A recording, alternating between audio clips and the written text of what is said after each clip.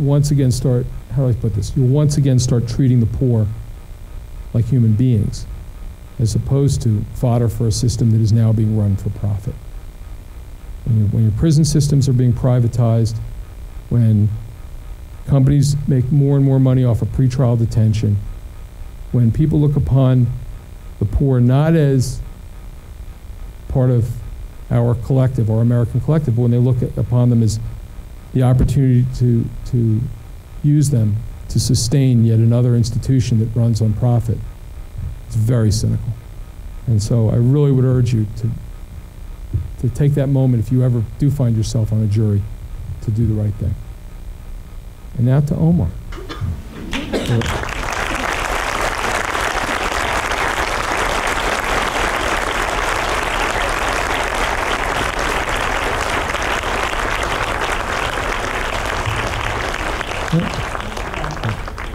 So we're going to take questions and hopefully get answers. You, sir.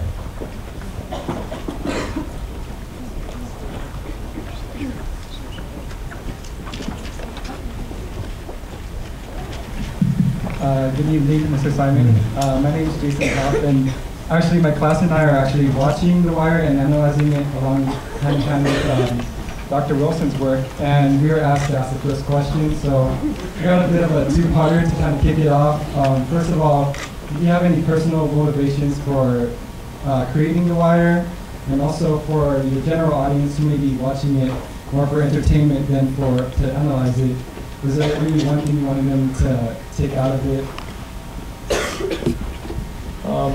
My motivations were, they gave me hours on HBO and the money to fill them, and it seemed a real shame to waste that opportunity to make something that was just an entertainment.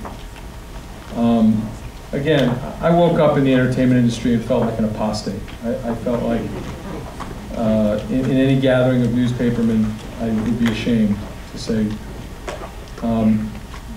even that I worked in TV news. I will say this again in the home of, in the scholastic home of Edward R. Murrow. When I worked as a print reporter in Baltimore, we referred to the TV news cameras as asshole magnets. Because the light in front would go on, and people who you would be having a discussion with that was nuanced and intelligent when it was just you and a notepad would suddenly behave in this ridiculous on-camera way. And we sort of used to sneer at the falsity of television news, never mind television entertainment. So I felt like I was slumming. For the first 5 years I was in television, I would tell people I was a reporter on the presumption that I'd be going back pretty soon. I got into it thinking this was a gig that I would have while I was finishing my second book, and it would pay the bills and pay them pretty well, while I wrote for this other television show they were filming in my city about something that I knew a little bit about, which was crime. But I didn't see it as my future, and I didn't take it as seriously as I would have if I'd have known what was possible. At the time, I was writing for a network show, a very good network show that I was very proud to work on, but it didn't seem like it was what I was supposed to be doing. And I just didn't take it seriously. Suddenly, at HBO, they said, yeah, we like the idea, go write it. And there was no other instruction other. They didn't say, but make sure you have, make sure half the detectives are women and make them really hot. They didn't say, make sure you have ticking time bombs in every episode. They didn't say, blow shit up real good, or make sure it's going to be violent. They didn't say anything. They just said, no, that sounds like a good idea, go do it. At that point, you suddenly feel a responsibility towards a medium that you weren't taking quite so seriously a moment ago. My God, I got 10 hours, 12 hours, 13 hours of HBO to say something about something. Well, I'd reported on Baltimore for 13 years. Ed Burns had policed it for 20 years and had taught in the city schools for 7. He had a lot to say too. The novelists who we employed have been writing passionately about urban issues in their own fiction for book after book after book. it seemed like this incredible opportunity. I think we would have been ashamed to squander it. So we tried. We actually tried to say what we thought. When it was renewed with very minimal audience, we tried to do it again. We said, okay, now what? And then we said to ourselves, well, let's try to build a city. What should we build next? Well, we need to show where the working class is going, so we show how these corners are being fueled. So we got a hold of a lot of material and went out and hung with the the ILA. The IRA wouldn't help with that. It's another story. With the Longshoremen's Union, and we got the Port Authority to show us around, and we did our homework, and we cribbed heavily from Dr. Wilson's work, and we wrote a book about the death of, wrote a season about the death of work and what it means when a city deindustrializes without a plan, without finding relevance for the people who were left behind. And we did it over and and then we just basically started building that city season by season, all the while waiting to be canceled. And we were as shocked as you were to be standing at the end, 60 episodes later. So that was our motivation. It came by degrees, but once it came, we were pretty committed. What should people take away? That's always tough. I mean, I think I'm very sincere when I say it's a show about human beings becoming worth less.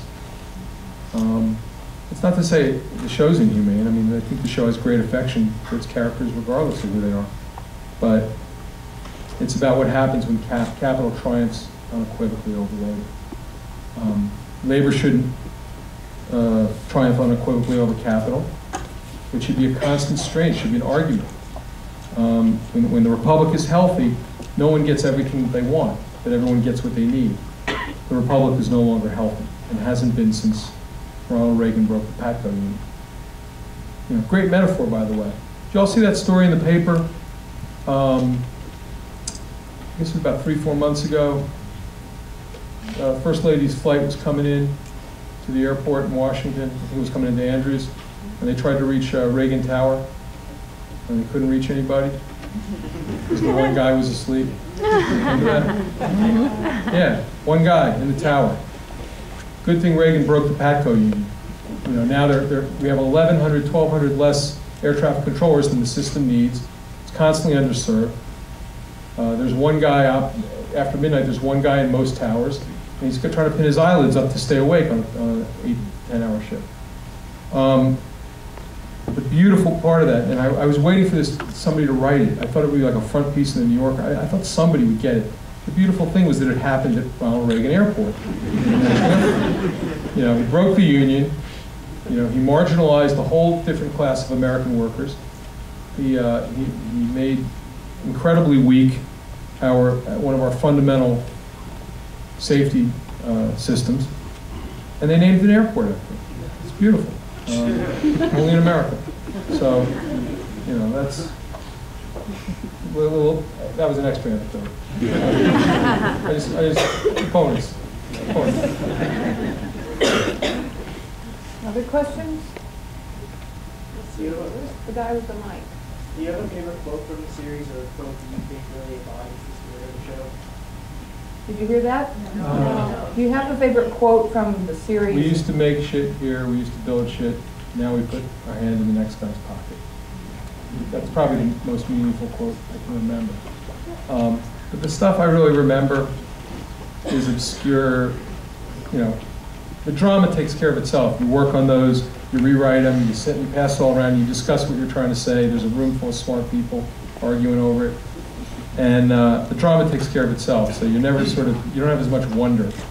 Comedy is all timing, and it's ineffable, and it's hard to explain how it happens when it happens, or why it doesn't happen when it should. Comedy is like, it's just, you can't, so lines like, I can't wait to go to jail, where that's from. These little offhand lines that are just so funny. Those are the ones that we remember. George Pelecanos wrote the line about the Greeks, because his name is Pelecanos. He could. So lines like that make me laugh. They're not the important lines, but they're the ones that you just can't believe they turned out well. Guy in the blue shirt. How do you convince people who don't use drugs that the war on drugs is bad? Well, I obviously don't know, because I spent the whole television show trying to do that, and the war on drugs continues apace with no problem.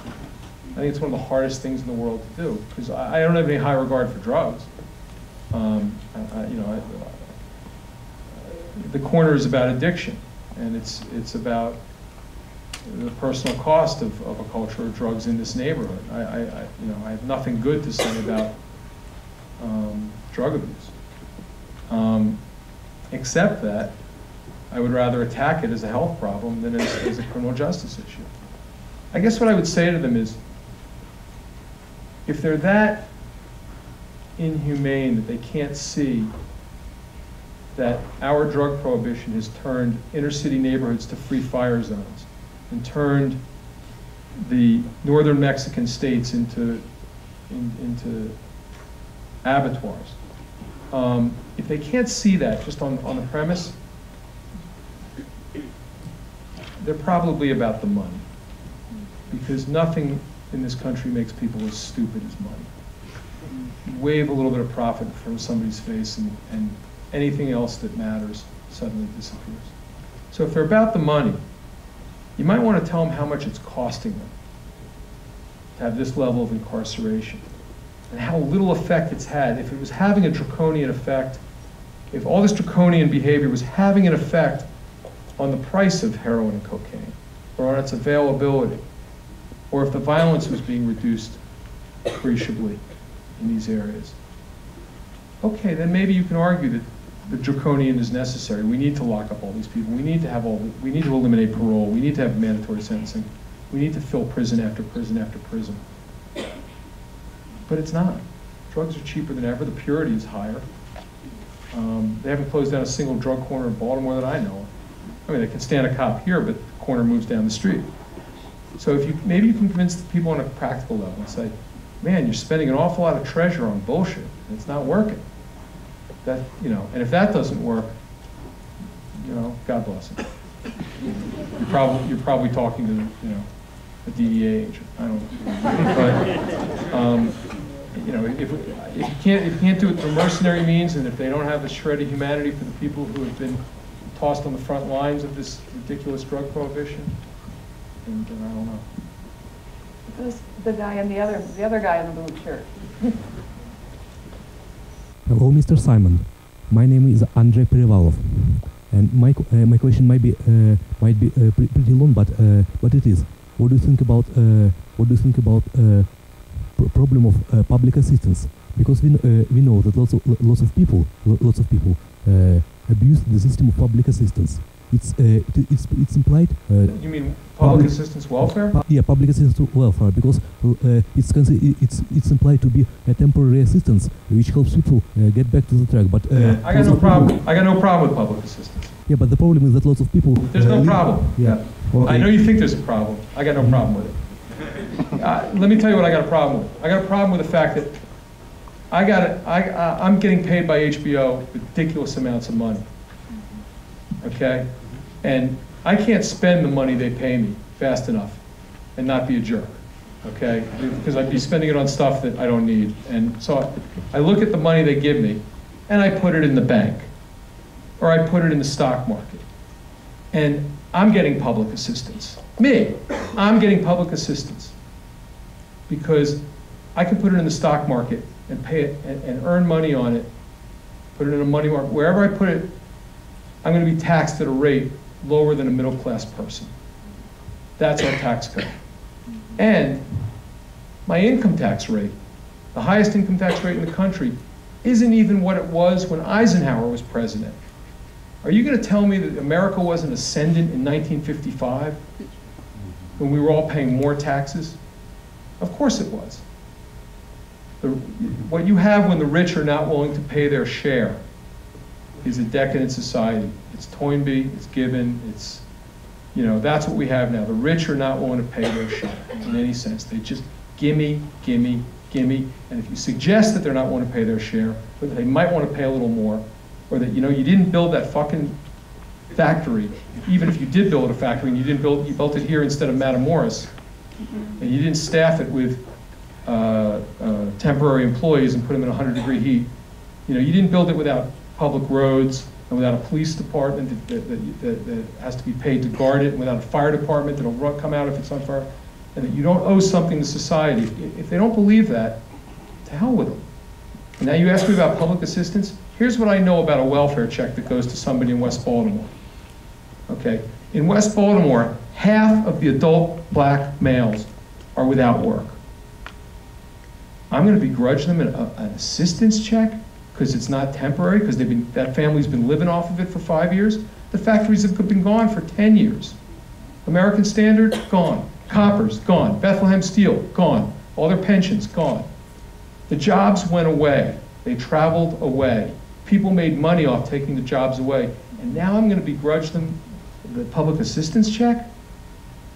When I know that when I hand that public assistance check to somebody in West Baltimore, every single dollar is going back into the economy.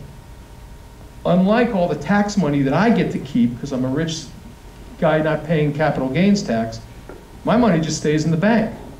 You ain't gonna see that money again. Any break you give me, that goes into Dave Simon's bank account.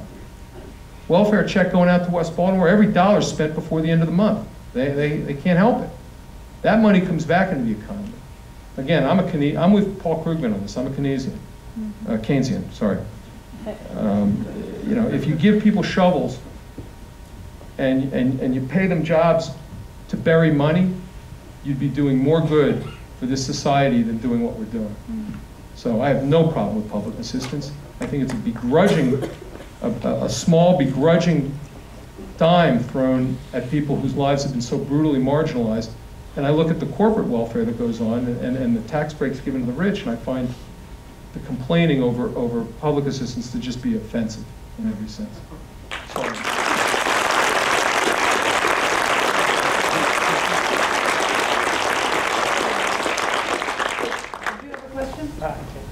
Sorry, I kind of walked up here. In fourth season, you dealt with the public school system. I was just kind of curious about your feeling on the, I don't know, availability, I guess, of like college to, I mean, even the middle class nowadays, especially with the, you know, increasing tuition that's been going on year after year. Yeah, it's not good. I mean, no, it's really not good. A lot, especially at state schools. We were just discussing this earlier today. I know at the University of Maryland, where I'm from, the tuition has been jacked by, you know, states have to balance their budgets. The federal government does not. So now that it's falling back on states, state funding is disappearing for higher education. That either goes to endowments. I guess where else does the rest of it come from? If you've got an endowment, it's being pressed, or it comes to tuition, and, you know, and scholarships, I guess. Across the board, it's just getting harder for states to sustain everything. Season 4 was about us walking away from public education, which was a couple of generations ago. It was at least plausible to suggest that public education and our commitment to it was at least,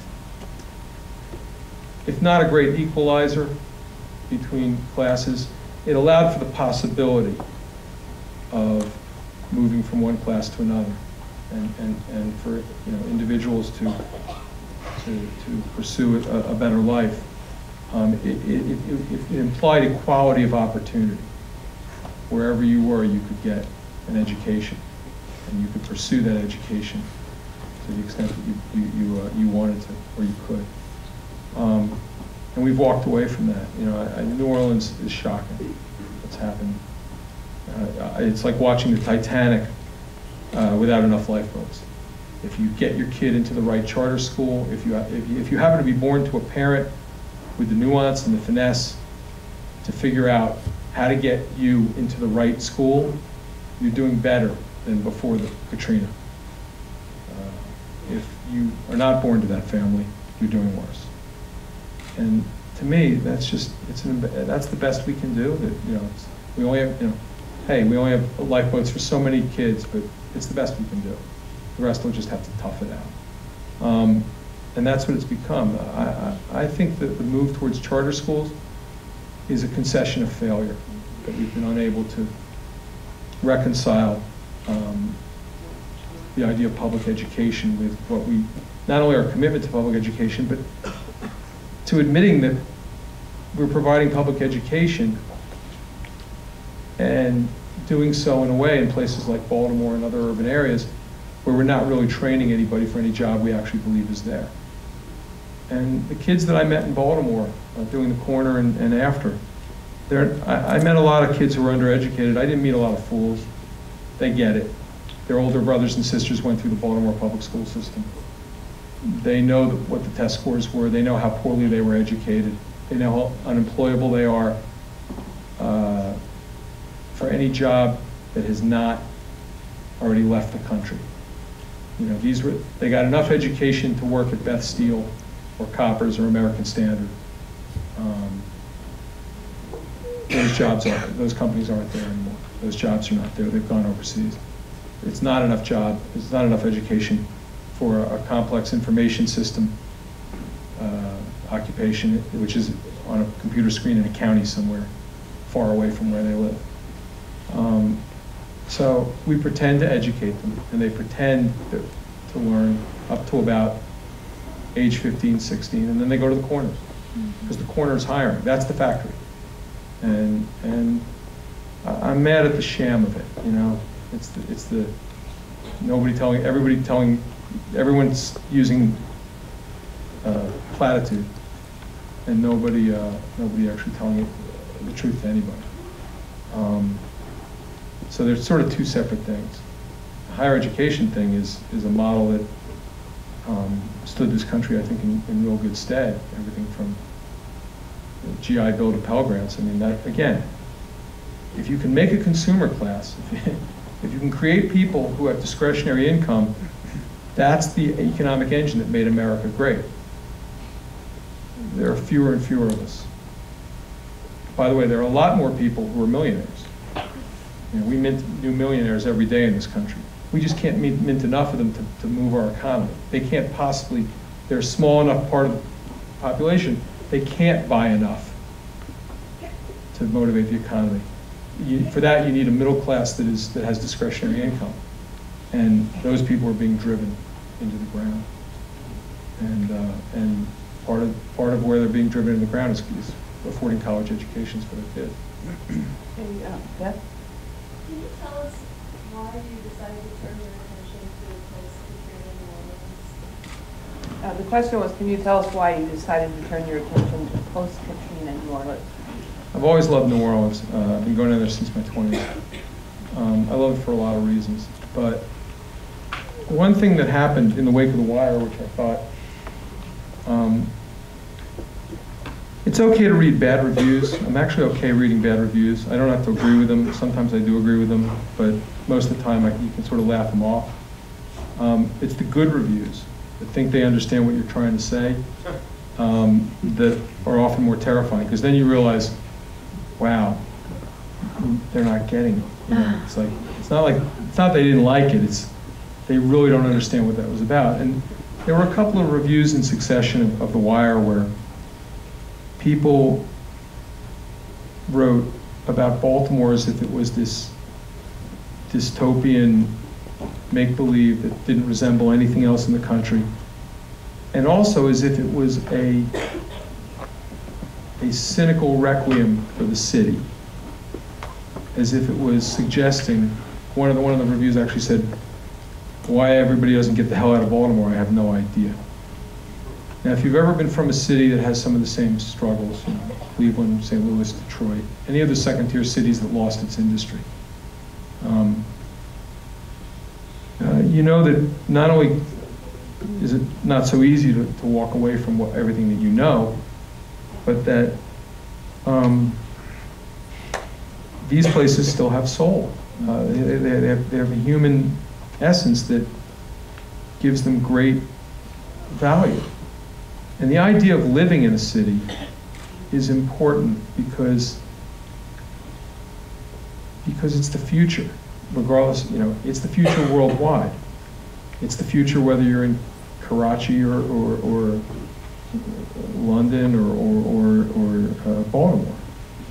The world is becoming urban.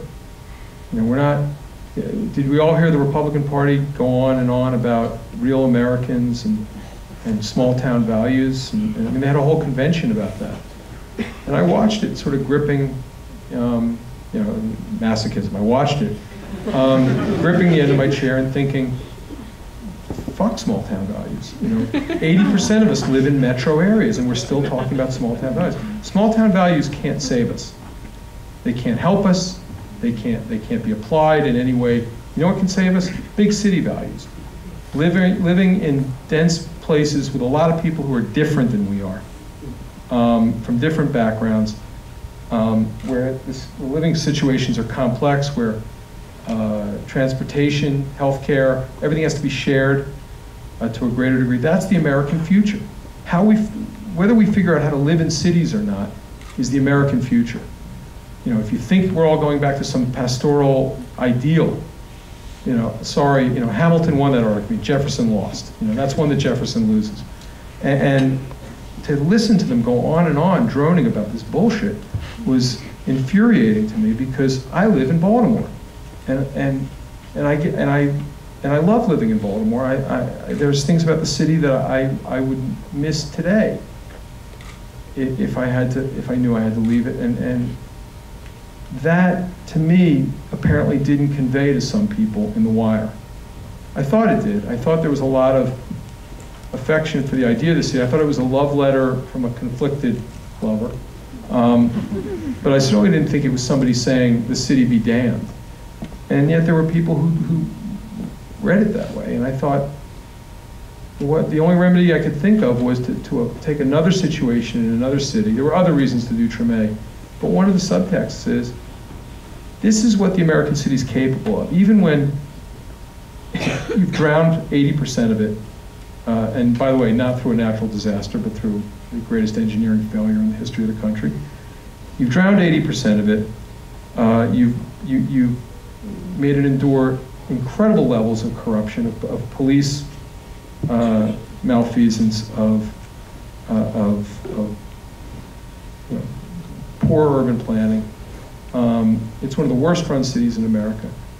And yet, every day, it provides these moments of, if anyone in here is Spanish or Latino, you'll know the word duende.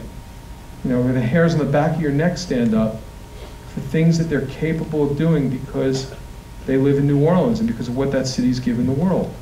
If America disappears tomorrow, what would we be remembered for around the world? Constitutional democracy? No, we really didn't export as much of that as we might have hoped. In fact, we stomped on it wherever we could. Baseball? Yeah, maybe in Latin America or the Pacific Rim, but it's not a universal, certainly not Europe or Africa or other places. We'd be remembered for African American music, for that improbable melting pot magnificence that occurred in an 8 square block area of New Orleans, and could have only have occurred because people of West African and Caribbean descent mingled with Europeans, and the pentatonic scale and African rhythm and the Cuban rum beat to an extent, if you're going into R&B and Professor Long here, mixed with European arrangement and instrumentation. Couldn't have happened in Italy, couldn't happen anywhere else, couldn't happen in France, couldn't happen in Russia. Could only happen in America. And you go anywhere in the world, and if they've got a jukebox, Michael Jackson or Otis Redding or John Coltrane or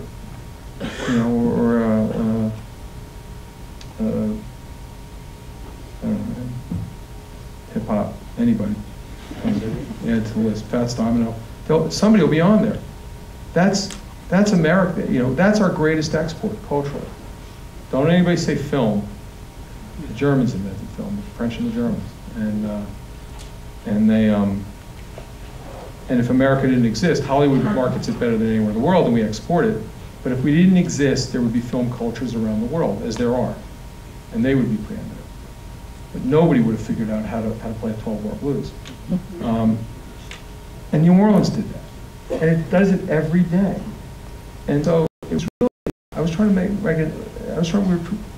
were trying to make an analogy for the American city and say, this is worthy, this is worth saving.